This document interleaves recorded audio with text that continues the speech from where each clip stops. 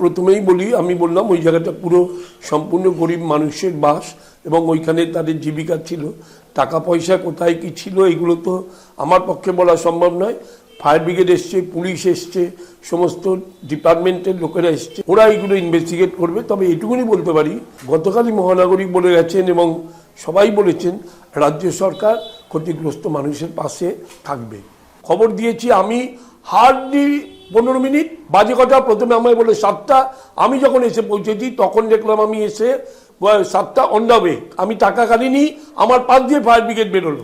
19টা fire brigade কিন্তু ultimately এসেছিল, কারণ আমাদের এইখান দিয়ে যাতে আমি বাঁশদ্রোণীতে খবর দিয়েছিলাম, বাঁশদ্রোণী থেকে আসতে যেটুকুনি সময় লাগে সেটুকুনি সময় সিগন্যালের জন্য হয় মেইন রাস্তা দিয়ে নেতাজি সুভাষ বোস রোড দিয়ে এসছে, পরবর্তীকালে গড়িয়ার থেকে এসছে, সমস্ত জায়গা দিয়ে এসছে।